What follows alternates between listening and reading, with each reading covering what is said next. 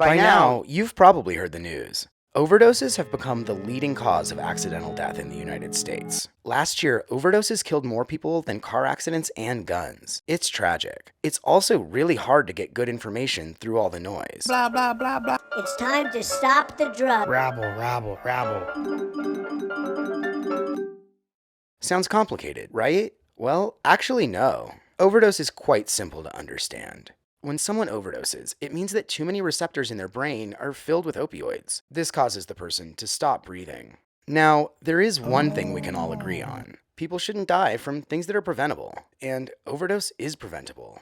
Fortunately, there are a few important things that you can do today to help prevent fatal overdoses.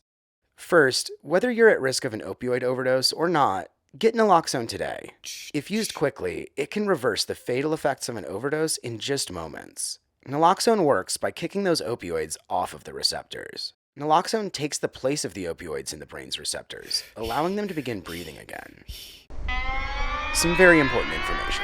Naloxone is only effective on opioid overdoses and only lasts for about 30 to 90 minutes, so it's important to stay with anyone who's been given naloxone and be sure to get them to the hospital.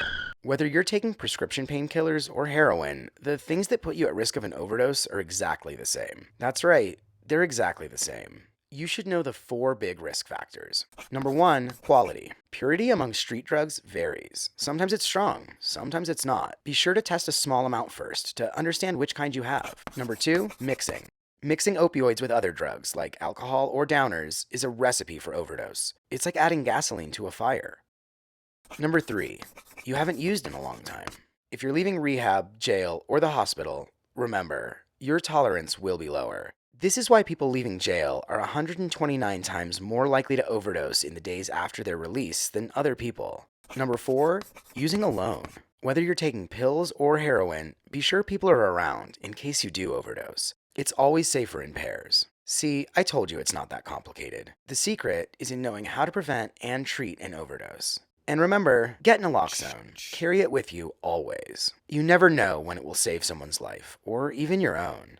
If you're in Colorado, you can find naloxone near you at www.stoptheclockcolorado.org. And as always, visit www.harmreductionactioncenter.org for more information.